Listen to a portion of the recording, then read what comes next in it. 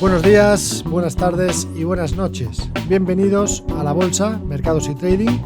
Soy Sergio Ávila y me dirijo a todos los ciudadanos de habla hispana situados a ambos lados del Atlántico. Para mí es un placer presentarles el podcast de inversión para los scalpers, los day traders y, como no, también para los inversores de largo plazo. En este programa semanal proporcionaremos información económica y bursátil, así como los análisis más relevantes. Espero que sea de interés para todos aquellos traders que se están iniciando en esta maravillosa actividad económica, como para los oyentes que dedican ya su cuerpo y alma a la operativa bursátil. Y todo ello lo hacemos con todo nuestro cariño desde IG.com.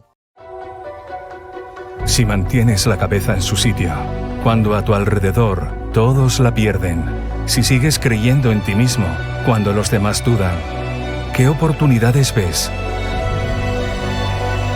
Si te encuentras con el triunfo y el fracaso y consigues tratar a esos dos impostores por igual, si eres capaz de ver la oportunidad, el mundo del trading es para ti. Cuando ves la oportunidad, IG. Bienvenidos a este episodio número 18. Hoy estamos a 7 de mayo de 2021 y volvemos con una entrevista. Hoy tengo el placer de presentaros a Javier Sanz de Bolsazón, con quien vamos a repasar la actualidad de los mercados. Vamos a hablar un poquito de cómo está la situación actual de los mercados, diferentes estrategias que se pueden hacer ahora mismo, ¿no? en base a cómo generar nuestras carteras.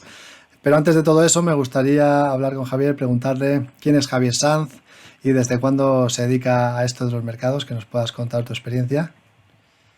¿Qué tal? Muy buenas. Encantado y gracias por estar aquí con vosotros, que me hayáis invitado. Llevo invirtiendo en bolsa desde el año 2007, precisamente cuando el IBEX 35 rompía máximos históricos y en ese momento el presidente de gobierno hablaba de las bonanzas de la economía española. Me metí en bolsa con el objetivo pues, de intentar rentabilizar ahorros que tenía. Y bueno, pues en apenas 6-7 meses dilapidé un 50% de la cuenta y ahí fue cuando ya pues empecé a interesarme de verdad por la bolsa, a intentar formarme, aprender, saber exactamente cómo funcionaban los mercados y precisamente empecé a invertir más en Estados Unidos que en Europa y más concretamente más que en España. Y bueno, pues a la vista está lo que ha sucedido en Estados Unidos y lo que ha sucedido en España, ¿no? Que el IBEX todavía está lejos de esos valores alcanzados en 2007. Y en ese sentido, Javier, bueno, comentas que entiendo que te dedicas más a la parte de acciones, ¿no? Operativa en acciones. No sé si operas también a índices, divisas, materias primas, si haces algún tipo de operativa de ese sentido. No. No toco Forex, no toco ni siquiera opero con opciones. Estoy muy centrado en acciones, muy centrado en Estados Unidos, intentando diversificar con una inversión sobre todo a largo plazo, trabajo. También hago un poco de intradía, pero el grueso de mi cartera está a largo plazo. Y bueno, pues intentando siempre adaptar mi cartera a las circunstancias del mercado actual, ¿no? Es decir, llevo pues operando unos 14, 15 años y en principio solo he estado negativo el 2018, que fue el año famoso de los aranceles de Estados Unidos a China. Tuve mucha exposición a IPOs chinas que salieron, recuerdo, el mes de mayo del 2018 y crecían a doble dígito diariamente prácticamente, hasta que Trump empezó a imponer aranceles a China, creo que a mediados de junio del 18, y ahí fue cuando luego me comí un palo importante. Tuvimos 2 trimestres complicados y luego, bueno, pues el 19 recuperación, el 20 un desastre el primer trimestre con todo el tema del coronavirus, pero en bolsa no es cómo se empieza, sino cómo se termina, ¿no? El marzo del año pasado pues era un auténtico desastre, en junio mi cuenta ya estaba recuperada y en diciembre pues creo que terminé en un por 3, ¿no? En toda la cuenta total. Entonces, bueno, un poco siempre adaptando a las circunstancias.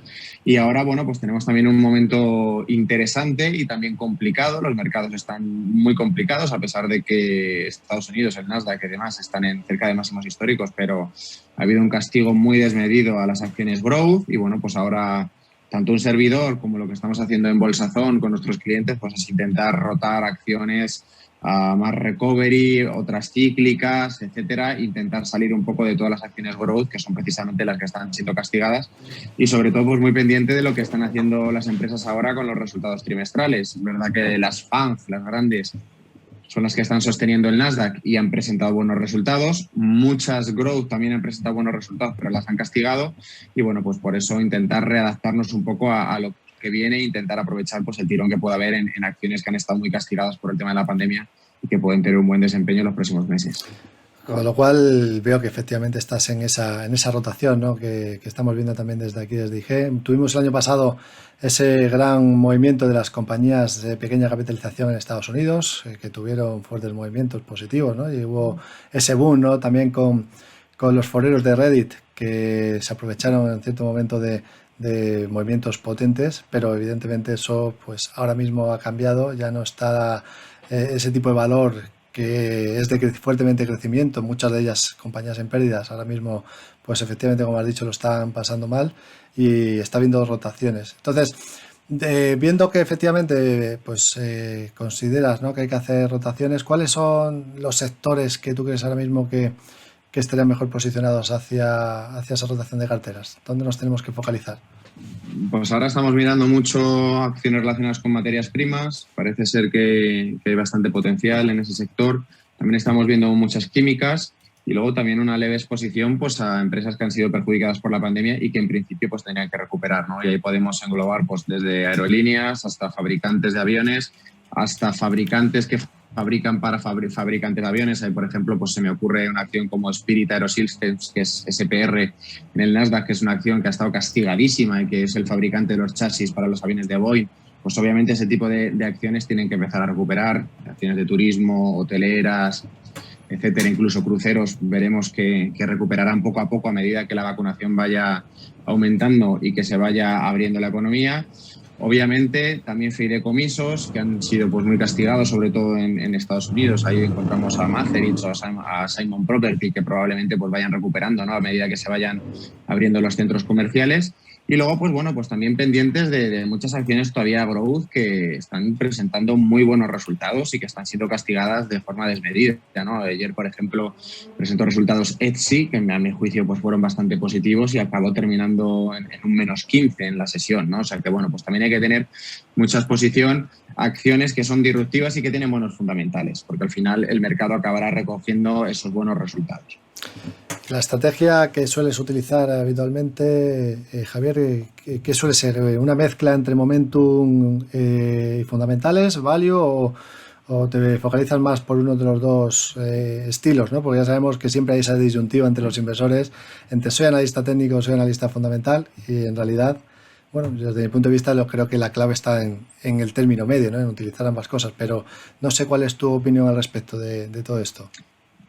Bueno, si te parece, te cuento cómo nosotros operamos en Bolsazones. Somos un equipo de 5 personas y yo he aprendido muchísimo de mis compañeros. Yo siempre he intentado operar por técnico al principio de mi andadura en los mercados, intentando analizar las gráficas, entenderlas, cubrir los gaps y demás, pero luego he ido aprendiendo que evidentemente, como dices tú, lo más sensato es un mixto, ¿no? Es decir, estar pues muy pendiente de los resultados, la parte value para ver el desempeño de la compañía trimestre a trimestre, la parte técnica. Y luego yo le añadiría una tercera capa, que es la parte estratégica, ¿no? Saber exactamente hacia dónde está yendo el dinero, saber exactamente cuáles son los sectores disruptivos, los sectores de moda, intentarse adelantar al mercado, ¿no? Y ahí pues hemos encontrado algunos buenos ejemplos, ¿no? Pues por ejemplo el boom de las acciones de marihuana, que sucedió en 2018, luego hemos vuelto a tener otro boom de las acciones de marihuana en el primer trimestre del 2021, y eso pues es básicamente estar observando el mercado, dónde está entrando el dinero, dónde están entrando fondos institucionales y dónde realmente pues está provocando un pequeño efecto de euforia, ¿no?, que puedes llegar a entrar, acompañas al movimiento y te vas protegiendo vía stop loss, ¿no? Entonces nosotros, o yo particularmente, lo que hacemos en Bolsazone es intentar tener un 50% de nuestro capital en lo que nosotros denominamos cimientos de la cartera. Cimientos de la cartera pues son empresas muy sólidas que todos conocemos. Ahí podemos englobar pues a Facebook, a Amazon, Google, Alphabet, Louis Vuitton, Salesforce, PayPal, Netflix, etcétera. Son 15 compañías que hemos seleccionado, 15 compañías en las cuales hemos establecido 4 niveles de entrada para poder cargar posiciones. Es decir, ahora pues por ejemplo no es una buena idea comprar acciones de Alphabet, ¿no?, que está bastante cara, ¿no? Entonces, un 50% de nuestro capital o de mi capital está en cimientos de la cartera. un 20% en lo que denominamos precimientos, que también pues, son empresas quizás de menos capitalización bursátil, pero que también pues, por fundamentales han tenido un buen desempeño, y ahí pues, podríamos incorporar acciones como Square, market leader del sector de los pagos, Teladoc, telemedicina, Meli, Mercado Libre, que es el Amazon en Latinoamérica, bueno, una serie de compañías que digamos que también nos van a consolidar nuestra cartera, ¿no? Y luego, pues aproximadamente el 20% del capital, pues entre acciones IPO que acaban de salir y que pueden tener un buen desempeño, acciones un poquito más volátiles, lo que yo denomino un poquito más de rock and roll, ¿no? Buscando un poco también la disrupción del mercado en determinados sectores que, pues probablemente algunas compañías podamos hacer una rentabilidad muy elevada de doble, triple dígito, y en algunas pues nos saltará el stop loss, ¿no? Pero bueno, digamos es una forma conservadora, entre comillas, de preservar el capital y de tener una cartera cimentada. Y básicamente pues hay que fijarse lo que sucedió ayer en el Nasdaq, ¿no? Que termina verde con los cimientos de la cartera, todas las FANG prácticamente verde, creo recordar. Sin embargo, en muchas acciones growth sólidas de software, SaaS, ciberseguridad, etcétera, caídas incluso de doble dígito. Y eso es precisamente pues, lo que te evita el tener una cartera cimentada, el tener pues, una pérdida latente importante. Justamente lo que estamos viendo ahora es que está habiendo esa rotación, ¿no? Hacia materiales básicos, financieras.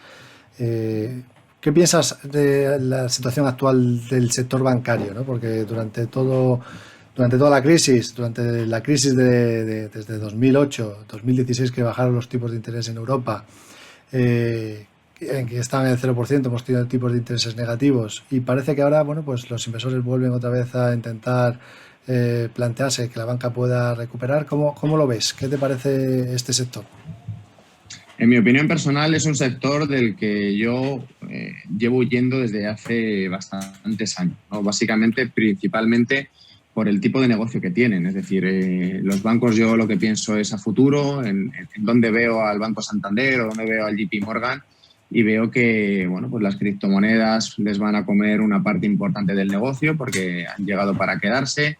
Veo que son negocios que no son para nada disruptivos, no hay más que ver pues, lo que está sucediendo en España, cierre de oficinas, ERES, y básicamente la única parte de innovación que puede tener un banco ahora pues, es lanzarte una aplicación móvil, ¿no? Entonces, ante ese panorama, a mí no es un sector que particularmente me guste. Es verdad que con toda la caída que llevan acumulada en los últimos años, pues los inversores buscan empresas refugio que siguen siendo sólidas, que van a seguir generando muchos ingresos, y que consideran que, bueno, pues una vez que se empiecen a subir los tipos, que se reduzcan los estímulos y demás, pues pueden llegar a tener una ligera recuperación. Pero para mí no es un sector en el cual vaya a tener parte de mi capital a largo plazo, porque evidentemente disrupción poca, modelos de negocio caducos y sobre todo criptomonedas, futuro, y en el momento que otros grandes players del sector o del mercado se metan en temas bancarios, probablemente vayan a sufrir mucho más, ¿no? ¿Quién no nos dice que Google o Alphabet,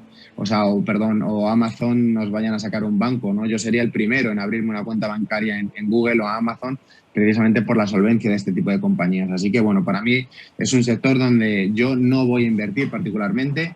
Entiendo que haya cierta rotación y que probablemente veamos una recuperación en los próximos meses o los próximos años, pero evidentemente de aquí a 5 o 10 años yo creo que los bancos pues, van a tener una posición pues, bastante lateral, y prefiero que esté el dinero trabajando en otro tipo de compañías. Pues justo vamos a hablar, si te parece, de lo disruptivo, ¿no? De lo nuevo, de lo potente, de lo que está por venir.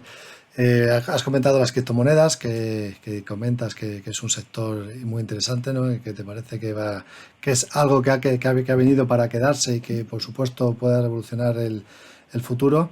¿Qué te parece? Cuéntame un poco las criptomonedas. ¿Cómo ves este mercado actualmente? Pues estamos no sé si llamamos 4 burbujas de criptomonedas, que cada 4 años pues solemos tener un fuerte movimiento que, bueno, hasta ahora, luego después la burbuja ha terminado estallando y luego ha vuelto a recuperarse.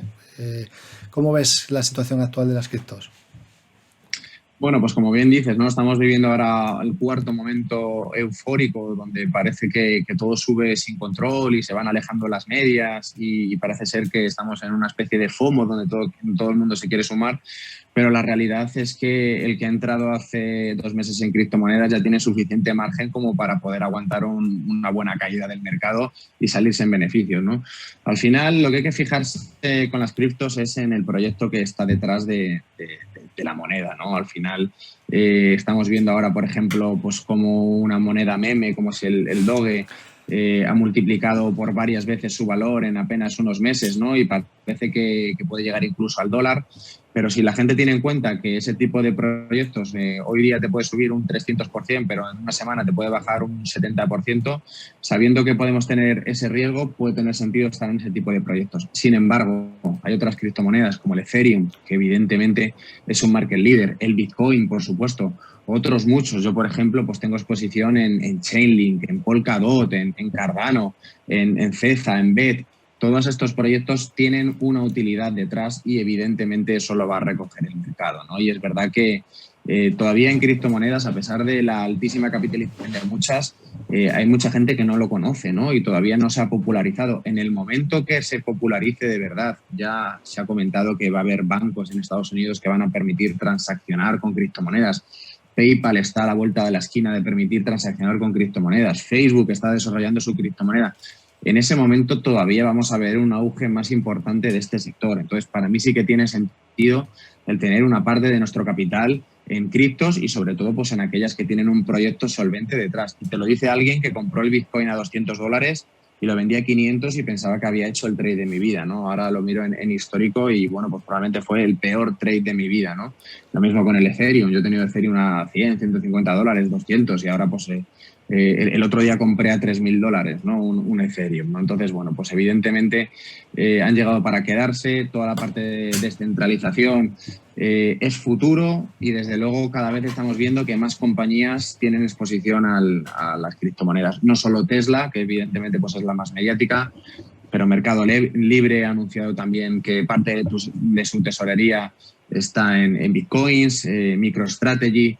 Se puede echar un vistazo en bolsa a lo que ha hecho y sube al calor del Bitcoin porque tiene una posición importante en Bitcoins y muy probablemente otras empresas también adopten criptomoneda como parte de su tesorería porque evidentemente es un fenómeno que no se puede dejar de lado y que va a seguir creciendo en los próximos años. Lo que yo diría, ¿no? Es, por añadir algo a lo que has comentado, Javier, que a mí también me ha pasado, una vez que haces una operación, luego la cierras y dices, qué faena, ¿no? Si hubiese dejado el Bitcoin en su día cuando lo compré por primera vez.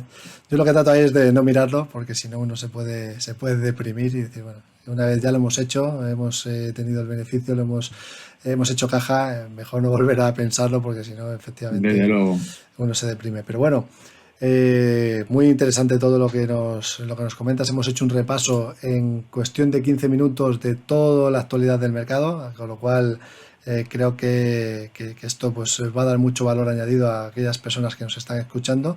Y para poder terminar, en este caso, Javier, y que la gente te pueda conocer un poquito más, ¿dónde te podemos encontrar? ¿Redes sociales, página web? Si nos puedes indicar. Sí. Pues mi Twitter es @JavierSanz. Soy muy activo en la parte bursátil, sobre todo en Instagram, @JaviZone, JaviZone.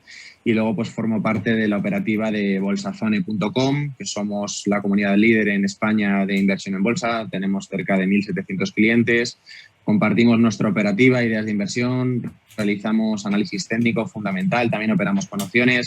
Acabamos de lanzar una formación desde cero, donde hacemos tutorías en directo y clases en directo para enseñar desde cero pues a operar en bolsa, a entender la psicología del mercado, a saber valorar las compañías en base a sus fundamentales, a saber interpretar el análisis técnico, a operar con opciones. Y bueno, la verdad que está teniendo muy buena acogida. Son 25 módulos que hemos lanzado hace unos meses y tenemos 400 alumnos. Y bueno, pues ahí estamos todos los días muy pendientes del mercado, intentando encontrar ideas disruptivas, intentando adaptarnos a lo que sucede y compartiendo mucho contenido en redes sociales para que aquellos que no forman parte de Bolsazone pues también puedan incluso aprovechar alguna idea de inversión. Que, ojo, muchas veces estos usuarios que dicen, oye, te he copiado esta idea que he visto que me ha gustado tal, y yo resulta que la he vendido, como bien dices, he hecho caja y ya no he mirado atrás, y sin embargo, pues estos usuarios mantienen la idea en su cartera y le van ganando un 300, un 400%, me ha pasado muchas veces, por lo cual me alegro mucho, pero luego digo en perspectiva, madre mía, este dichoso stop loss, si no me hubiera saltado, ¿dónde me hubiera llevado esta acción? ¿No? Pero bueno, ahí estamos para lo que necesiten pues, los espectadores o los oyentes de IG.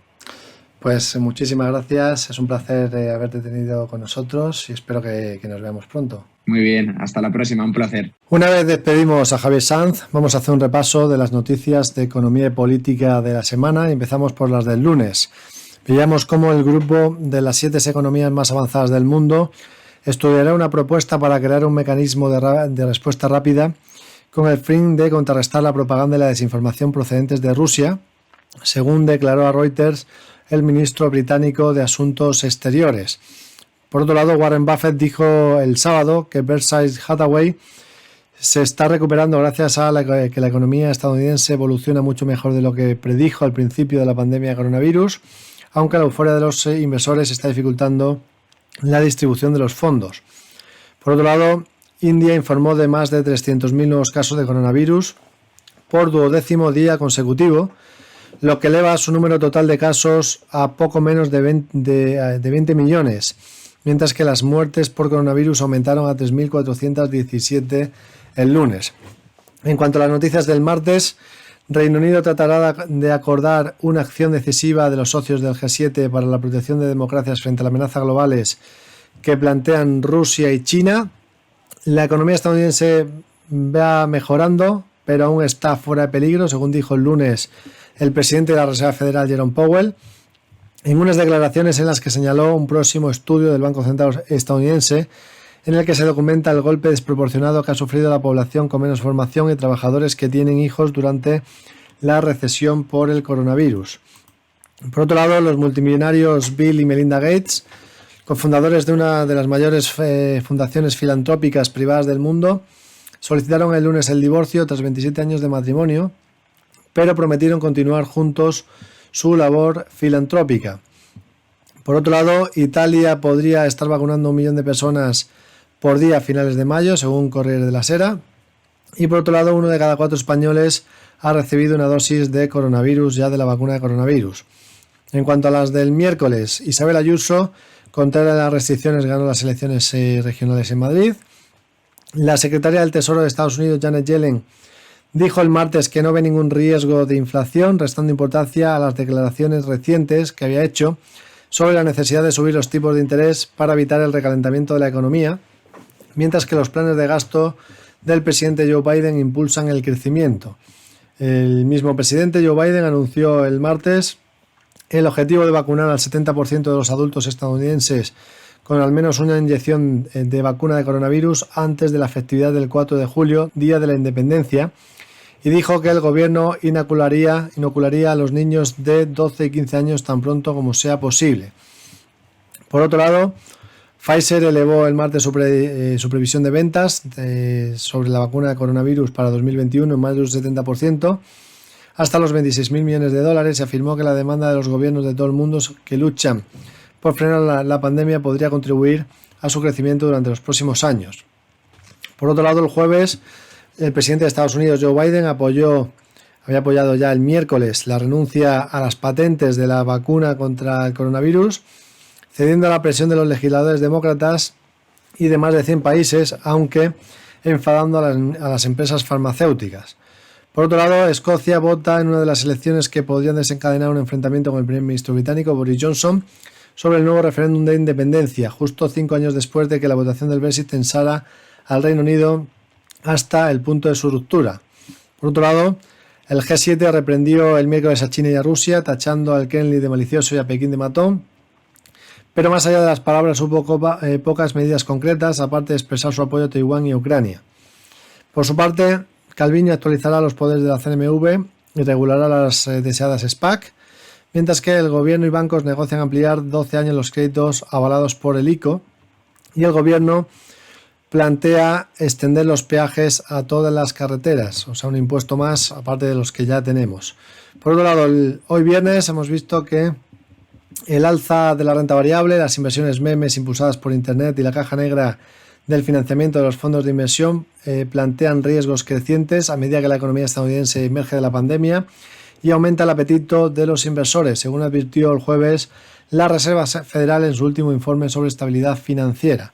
Por otro lado, el presidente de la Reserva Federal de Dallas, Robert Kaplan, dijo el jueves que quiere que el Banco Central comience a hablar sobre reducir el estímulo monetario, más temprano que tarde, diciendo que la economía ha mejorado más rápido de lo esperado y citando preocupaciones sobre excesos y desequilibrios en los mercados.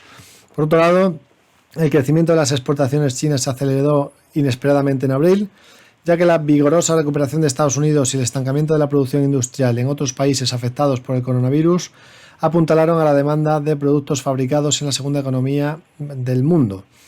La Unión Europea, respaldó el jueves una propuesta de Estados Unidos para debatir la renuncia a la protección de las patentes de las vacunas de coronavirus, pero los fabricantes de medicamentos y algunos otros gobiernos, como el caso de Alemania, se opusieron a esa idea, alegando que no resolvería la escasez mundial de vacunas. Por otro lado, las empresas estadounidenses probablemente contratarán a casi 1 millón de trabajadores en abril, ya que se apresuraron a satisfacer el aumento de la demanda desencadenado por la reapertura de la economía en medio de la rápida mejoría de la salud pública gracias a las vacunas y a la masiva ayuda financiera por parte del gobierno.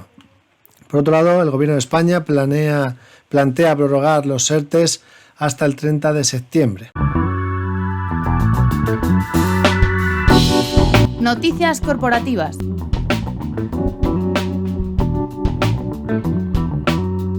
En lo relativo a las noticias empresariales, esta semana hemos tenido, el lunes tuvimos cómo Duro Felguera alcanza un acuerdo de reestructuración con la banca y comunica a la SEPI el cumplimiento de condiciones, nombra nuevo consejero delegado a José Jaime Argüelles. Siemens Gamesa rebaja sus previsiones de beneficio, pero los pedidos se disparan. CAF estudia presentar una oferta que blinde la española de ITP Aéreo. Y por otro lado, la gestora de fondos estadounidenses Capital vende casi 130 millones de euros en acciones de Euskaltel antes de la OPA. Godó negocia con Urbanlink para ser el primer accionista español de Prisa Media. Por otro lado, Enagás y la SEPI entran en capital de la vasca Salantis. Los supervisores ponen el foco en las SPAC ante el riesgo de burbuja. SACIR crece en Canadá, busca contratos por valor de 1.300 millones. Ortega ingresa 646 millones de dividendos por Inditex. Naturgy, Endesa, Iberdrola y Repsol acelerarán la infraestructura de recarga.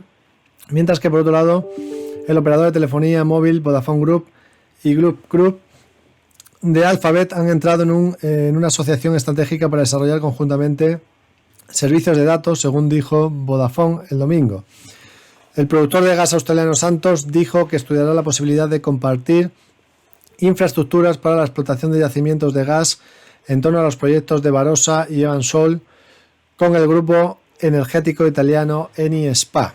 En cuanto a las noticias del martes, veíamos cómo Inditex entraba en el negocio de la cosmética. Zara lanza su primera colección. SACIR puja por el mayor hospital de Lisboa tras quedarse descartada Acciona. Acciona acelera en Australia con obras por 670 millones en 2021. Meliá empieza la desescalada de verano en Baleares con la reapertura de 6 hoteles. Por otro lado, el auditor artificial avisa de las dificultades de la empresa.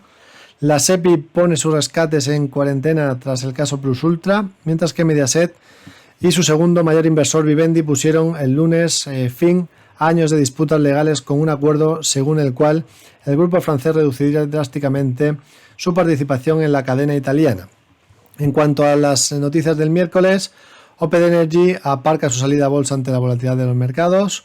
Siemens Energy rebaja sus perspectivas de ventas para 2021.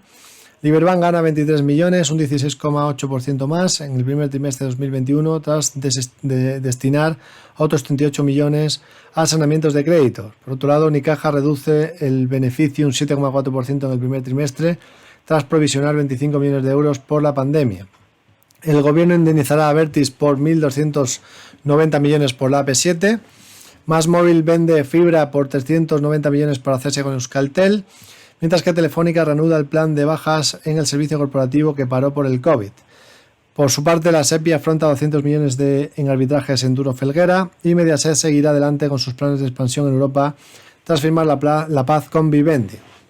Por su parte, en las noticias del jueves veíamos cómo CaixaBank registraba un beneficio neto de 4.790 millones de euros hasta marzo, tras finalizar la fusión con Bankia. CaixaBank contrata LHH y McKinsey para recolocar a los despidos por el ERE. Por otro lado, Meliá Hoteles aumenta pérdidas hasta marzo con la parálisis de los viajes por la pandemia. Endesa reduce su beneficio neto un 41% en el primer trimestre, confirma guía para 2021. Por otro lado, Fluidra mejora su guía para 2021 y registra un beneficio de 67,3 millones de euros en el primer trimestre. Soltec se refinancia para duplicar su crédito a 200 millones y seguir creciendo. Mientras que Florentino Pérez cumple con los Benetton, sale ante la puja por Aspi tras engordar su valor. Florentino renuncia a nombrar sucesor en ACS tras la marcha del último candidato. Por otro lado, Abertis ve reconocida una compensación de 1.291 millones por la obra AP7 y emite 600 millones en Francia al coste más bajo de deuda.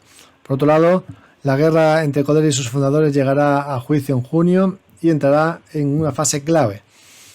Por su parte, Prosegur Cash aumenta un beneficio hasta marzo un 17,9%. Metrovacesa reduce pérdidas a marzo a 2,2 millones de euros y por otro lado los precios más altos y la sólida demanda de los consumidores ayudarán a Stellantis a obtener un buen rendimiento este año a pesar de la escasez mundial de chips que se agrava este trimestre, según dijo el miércoles el cuarto mayor fabricante de automóviles del mundo.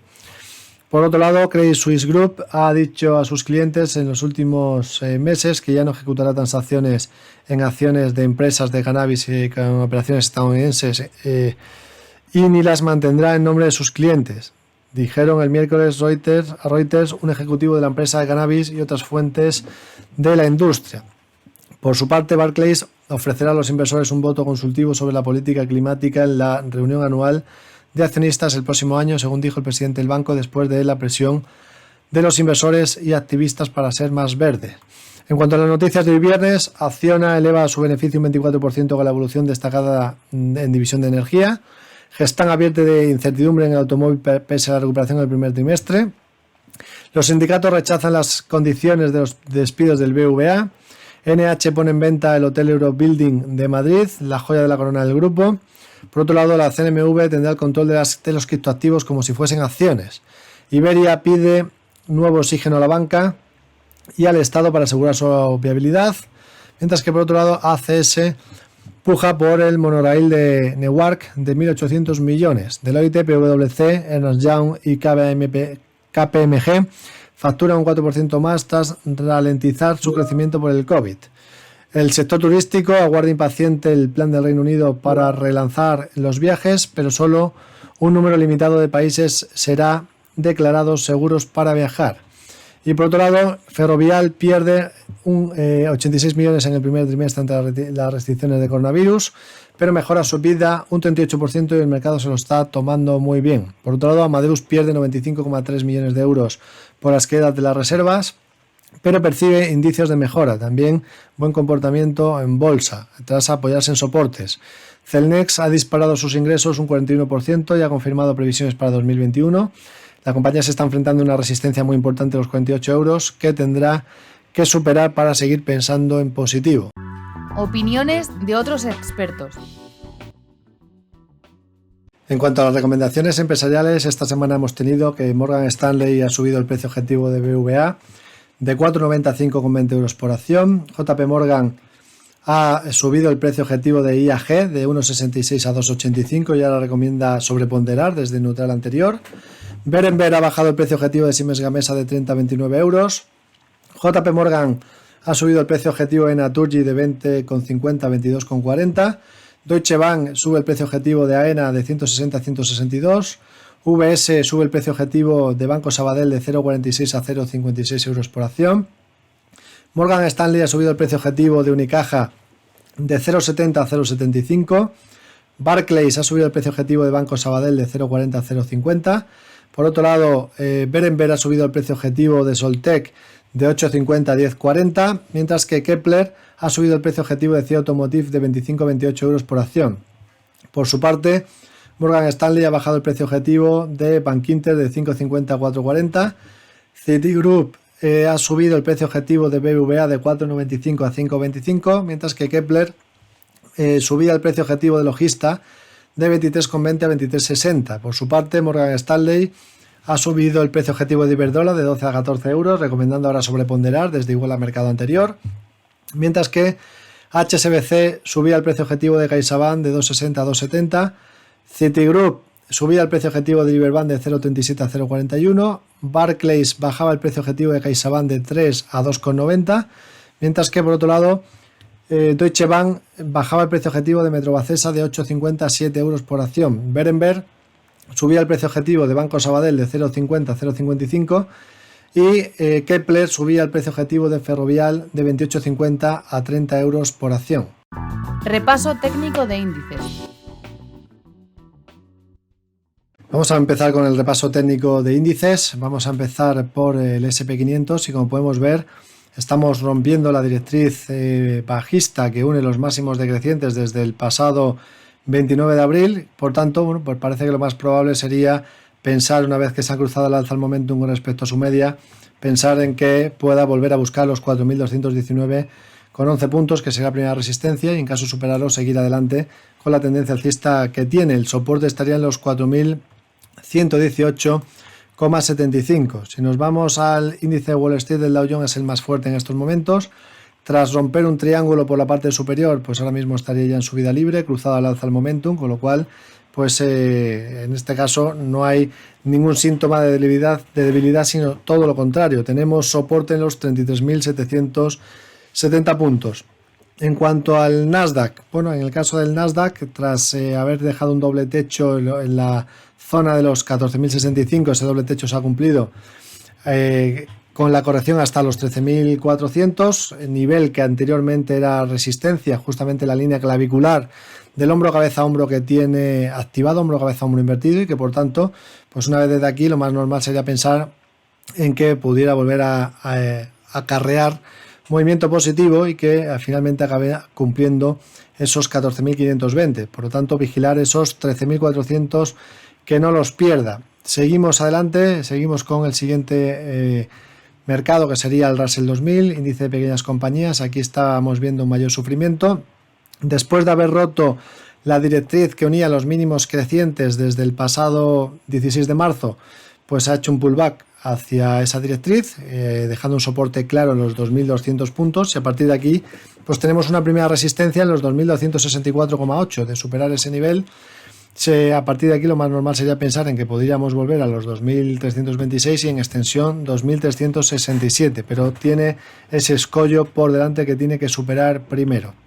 En cuanto al Eurostock, bueno, pues después de apoyarse en la media de 50, después de encontrar soporte en los 3.911 puntos, recuperándose, y ahora pues tratando de atacar la parte alta del rango lateral, 4.050, de superar ese nivel.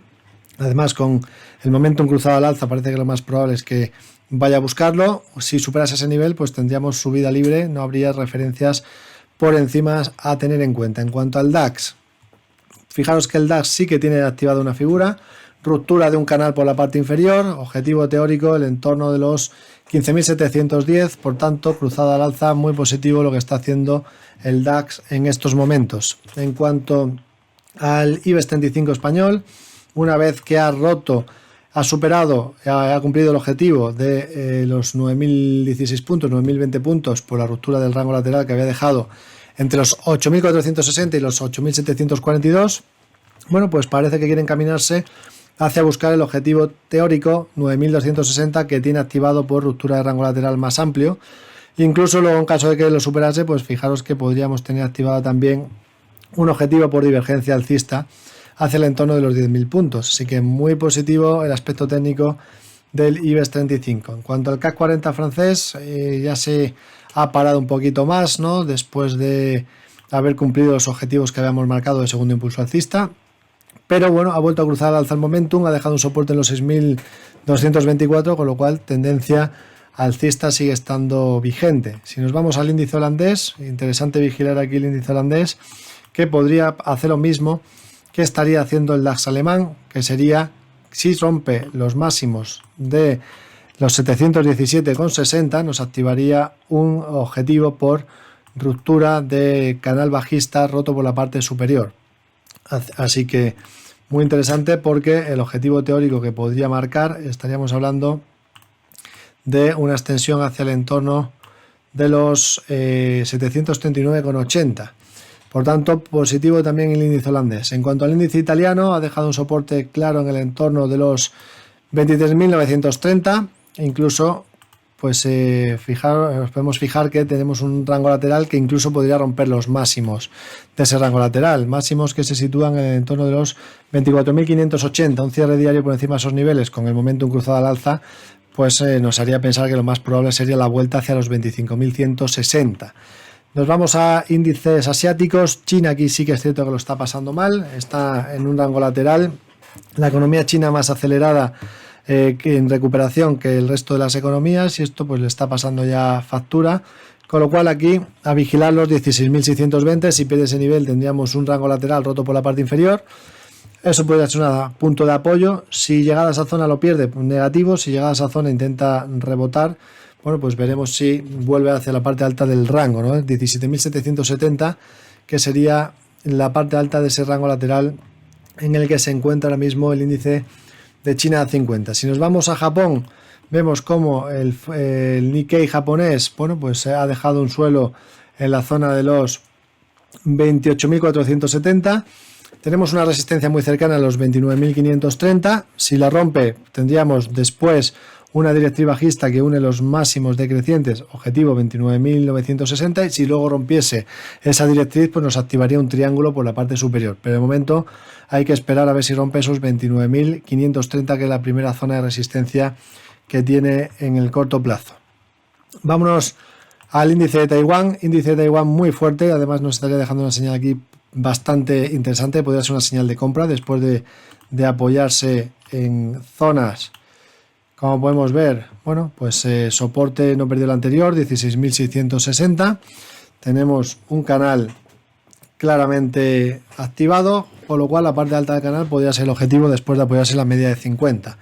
Y si nos vamos ya al mercado latinoamericano, tenemos al Bovespa de Brasil, que también ha dejado un soporte en los 117.500, todavía no ha cruzado al alza, pero parece el momentum, pero parece que puede ser el escenario más probable. Si nos cruza al alza el momentum y nos empieza a generar máximos crecientes, que ya nos los viene generando, pues lo más normal sería pensar en la vuelta nube, vuelta hacia los 125.000 puntos. Así que dicho esto, pues tenemos este repaso de los principales índices a nivel mundial. Una vez analizados los índices, recordaros que si queréis tener la capacidad de elegir vuestro apalancamiento y controlar vuestro riesgo, el producto estrella para ello son los Turbos 24. Los Turbos 24, valores cotizados con los que puede operar las 24 horas del día, 5 días a la semana. Le permiten ir largo o corto en una serie de índices principales, pares de divisas y materias primas, con un riesgo limitado y un apalancamiento flexible. Así que, ¿cómo empezar a operar con Turbos 24? Primero, necesita abrir una cuenta de Turbos 24. Si todavía no es cliente de IG, puede abrir una cuenta de manera rápida y sencilla en nuestra página web. O si ya tiene una cuenta con IG, puede añadir una cuenta de Turbos 24 desde MyIG. Cuando la haya abierto, podrá iniciar sesión y operar por primera vez con los Turbos 24 a través de nuestra plataforma web o de la aplicación. Primero, escoja un mercado y después escoja si quiere ir largo o corto. Compraría un Turbo 24 largo si creyese que el precio del mercado subyacente va a subir. Tendrá que escoger un nivel de knockout preestablecido para su operación. Este es el precio subyacente al que su Turbo 24 vencerá en caso de que se alcance. Los niveles de knockout disponibles se encontrarán por debajo del precio actual de mercado. Como alternativa, si espera que el mercado subyacente baje, compraría un Turbo 24 corto. En este caso, todos los niveles de knockout serán mayores al precio actual de mercado. Por lo tanto, verá Turbos 24, tanto largos como cortos cotizados, con distintos niveles de knockout y los ratios de apalancamiento que ofrecen y sus precios. Además, el precio de referencia de IG para el mercado subyacente. El precio de cada Turbo 24 está basado en la diferencia entre su nivel de knockout y el mercado subyacente, con los costes del creador de mercado incluidos y un multiplicador aplicado. Escoja el nivel de knockout que desee y pinche para abrir el ticket de operación. Cerca de la parte superior verá los precios de compra y venta con los volúmenes de los Turbos 24 disponibles para esos niveles. Recuerde que solo puede comprar para abrir una posición nueva. El precio de venta es al que podría cerrar la posición antes de que se alcance su nivel de knockout. Estos son los mejores precios disponibles actualmente en el mercado, pero si pincha en ver profundidad de mercado, verá el libro de órdenes completo. Puedes coger cualquiera de estos precios o simplemente intentar obtener un precio mejor al abrir una orden dentro del spread. Su ticket se rellenará con una orden límite válido durante el día. Sin embargo, puedes coger otros tipos de órdenes de mercado o límites. Con las órdenes límite podrá especificar un nivel de precio, mientras que con las órdenes a mercado simplemente recibirá el mejor precio del mercado. Ajuste la cantidad de turbos 24 que desea comprar. Multiplíquela por el precio que le ofrece la retribución, que es su desembolso por la operación y su pérdida máxima. Previsualice su orden y después realícela. Así que, ¿cuáles son los costes de los turbos 24? Sus operaciones no tienen comisión y, por eso, todos los gastos posibles son inherentes al precio, ya que todo lo que pagará son los costes iniciales. Para los costes de financiación nocturna, existe un ajuste diario para su nivel de knockout en lugar de costes en su cuenta. ¿Qué ocurre con las operaciones de turbos 24 que cierra? Como los turbos 24 no vencen, puede realizar una orden de venta cuando quiera, a no ser que se haya alcanzado su nivel de knockout. Pinche en Vender en la pestaña de posiciones. La cantidad muestra el número máximo de turbos 24 que puede vender y puede reducirlo si desea mantener la misma exposición. También puede escoger un tipo de orden si lo desea. Previsualice y realice su orden y recibirá una notificación cuando se haya ejecutado. Si tiene cualquier duda sobre el trading de turbos 24, póngase en contacto con nosotros. Estaremos encantados de ayudarle. Si mantienes la cabeza en su sitio, cuando a tu alrededor todos la pierden, si sigues creyendo en ti mismo cuando los demás dudan, ¿qué oportunidades ves? Si te encuentras con el triunfo y el fracaso, y consigues tratar a esos dos impostores por igual, si eres capaz de ver la oportunidad, el mundo del trading es para ti. Cuando ves la oportunidad, IG. Pues muy bien, con esto despedimos el podcast de hoy. Muchas gracias por el tiempo que habéis dedicado a escucharnos y espero que os haya resultado entretenido y sobre todo que os haya sido de utilidad. Para mí es muy importante conocer vuestra opinión, ya que de esta forma podemos mejorar en los próximos episodios. No dudéis en ponernos un comentario o suscribiros a los canales tanto de Spotify como de iVoox que estarán disponibles en el futuro. De momento, ¿cómo nos podéis contactar? Pues lo podéis hacer a través de la web ig.com y sobre todo, pues si me queréis contactar personalmente, donde más activo estoy es en Twitter, en @SergioAvila_IG y también podéis buscarme como Sergio Ávila Bolsa tanto en YouTube como en Instagram. También podéis seguir a IG España en YouTube y en Twitter buscando simplemente IG España y en Instagram poniendo IG Hispana_trading.